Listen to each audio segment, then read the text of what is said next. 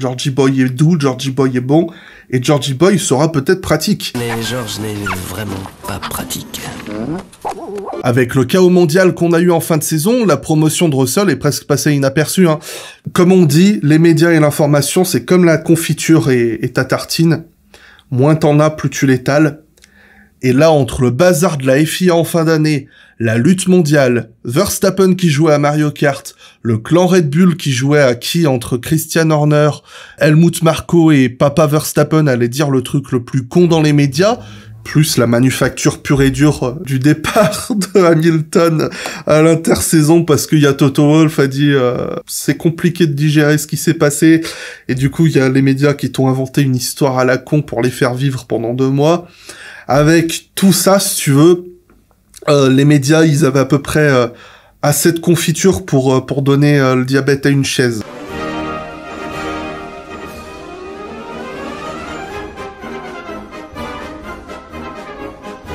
C'est peut-être moi, ça se trouve je suis déconnecté, il serait barré, je l'aurais pas vu venir. Tout ça pour dire que maintenant que tout ça c'est terminé, c'est peut-être le moment de s'intéresser à ce qu'il y a dans le garage d'en face.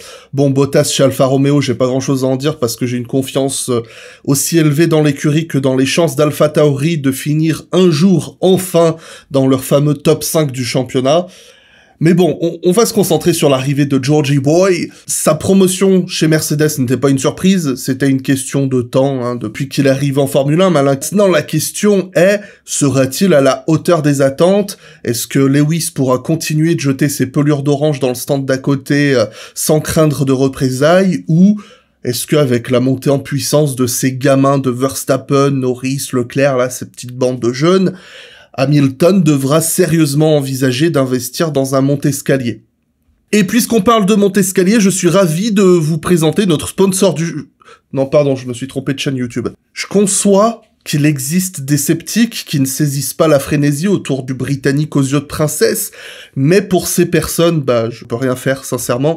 Je veux dire, on peut ne pas être d'accord ou être d'accord sur ce que promet réellement un pilote, mais quand tu suis un minimum son parcours à Russell, que tu sais qu'il a une bonne cote chez tous ceux qui l'ont vu travailler dans les catégories inférieures en Formule 1, et que toutes ces personnes ont un tas d'informations que nous on n'a pas pour se faire un avis, et s'ils disent des choses positives sur lui, et que toi tu comprends pas pourquoi il y a une certaine frénésie autour de lui, c'est que je pense que tu fais un petit peu exprès quand tu dis que tu comprends pas. Maintenant, je ne nie pas qu'il y a des raisons d'être inquiet ou réservé, parce que sa petite pige à Sakir a prouvé ce qu'il savait faire, mais ça suffit pas, Des Weber, Barrichello, Berger, tout ça, ils savaient gagner des courses, ils savaient mener des grands prix, ils savaient faire oublier leurs coéquipiers de temps en temps. Mais ce qu'on veut que Russell démontre, c'est qu'il peut le faire souvent. Il est pas là pour servir un petit peu de lieutenant à Hamilton, il est là plus ou moins pour prouver à Mercedes que dans quelques années, c'est lui qui pourra porter l'équipe. Donc il doit être capable de démontrer qu'il peut faire ces belles choses, mais pas juste une fois de temps en temps, mais tous les week-ends, sur tous les circuits, indépendamment des circonstances. Tel un Hamilton ou un Verstappen, justement. Donc déjà, si on prend ce qu'on sait déjà sur Russell, on sait qu'il va vite, on l'a vu en 2021, lorsqu'il avait enfin une machine décente entre les doigts, 19 Q2, dont 4 Q3, avec 4 belles entrées dans les points, et quelques autres belles Q2 en 2020 aussi qu'on peut souligner. On peut défendre qu'il a eu des équipiers pas nécessairement spectaculaires, ce qui est vrai. Le pauvre Robert Kubica, on sait que c'était compliqué pour lui, son retour. Ça, c'est un des plus grands regrets de toute ma vie, Robert Kubica. Mais bon. Latifi, les choses les plus positives que j'ai à dire sur Monsieur Latifi sont sur son éthique de travail et sur le fait qu'il a l'air sympathique. Après, c'est pas un mauvais pilote, c'est juste que je pense pas que ce soit celui qui va mettre la Formule 1 en feu dans les prochaines années. Ou alors, s'il le fait, ce sera littéralement, et ce sera un accident, et ce sera très très grave.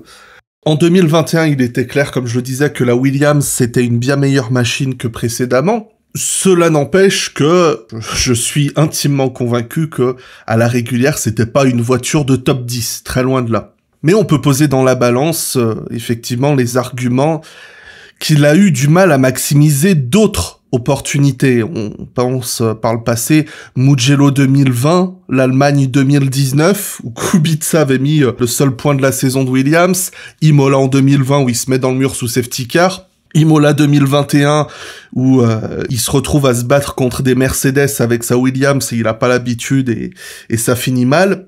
Donc on peut démontrer qu'il y a eu des bonnes choses, il y en a eu des aussi mauvaises de chaque côté, mais le débat qui s'offre à nous est donc, est-ce lui qui a mal saisi ses opportunités, ou est-ce que ces opportunités ratées ne sont que le résultat de ses bonnes performances à un moment crucial et il a rien pu en faire à cause de son matériel, ou alors parce qu'il a voulu en faire plus que ce qu'il ne le pouvait vraiment avec ce qu'il avait entre les doigts et il a cédé à la pression, ou alors est-ce que c'est juste parce que c'est tellement devenu une habitude que tout le monde mette des points en Formule 1 que le fait qu'il n'en marque pas pendant si longtemps avec Williams, c'est devenu un petit peu une blague et cette blague s'est transformée un peu en prétexte pour lui taper dessus.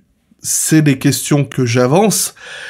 Personnellement, je défends qu'un bon pilote sait saisir toutes ces opportunités qui se présentent à lui, mais en toute sincérité, je pense qu'en 2021, quand il a eu une voiture capable de faire quelques entrées dans les points, il en a inscrit, même si à côté il en a raté. Mon opinion étant que c'est un pilote qui a dû apprendre dans un contexte sportif et professionnel un peu délicat, je rappelle un peu où était Williams en 2019, et que de par ce fait, il a peut-être été plus enclin à faire des erreurs, mais j'espère que ça va se raréfier parce que maintenant, il est en train de retrouver une certaine stabilité sur le plan moral, psychologique, avec une stabilité qui sera très importante. Donc, pour le moment, on peut avoir nos doutes. Si on avait des doutes sur ses coéquipiers précédents, je pense pas qu'on ait beaucoup de doutes à avoir sur Lewis Hamilton. Si ? Bon, non, ça va. Maintenant, je pense à Bottas quand il arrive en 2017. Il a pas mis tant de temps que ça à se remettre dans le bain. En plus, Bottas aussi arrivait à un moment où il y avait une nouvelle réglementation technique. Donc, il s'est plutôt bien adapté. Après, on a vu que le problème, c'était peut-être plus sur la gestion des très longs relais, sur la gestion d'une saison au complet, que ça pêchait un petit peu. Je pense que du côté de Russell, ce qui va manquer, ce sera en termes de compétitivité dans le peloton, parce qu'il a passé pratiquement 3 saisons à faire des essais libres tous les dimanches, et il a plus souvent été dans des positions où il devait défendre sa place que dans des positions où il devait attaquer.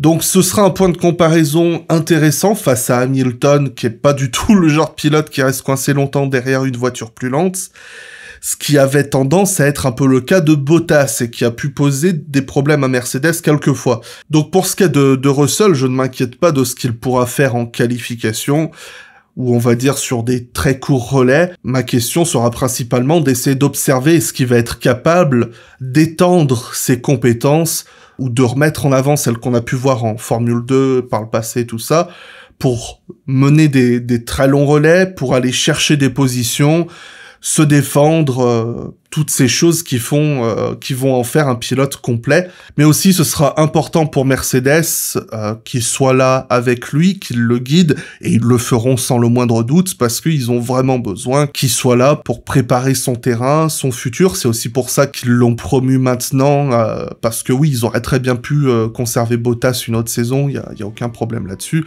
Mais il y a un moment, il faut préparer l'avenir, et là-dessus, je pense que Mercedes, à l'heure actuelle, ils ont fait une très bonne décision en lui donnant sa chance pour 2022, et j'espère que on pourra être agréablement surpris par ses prestations.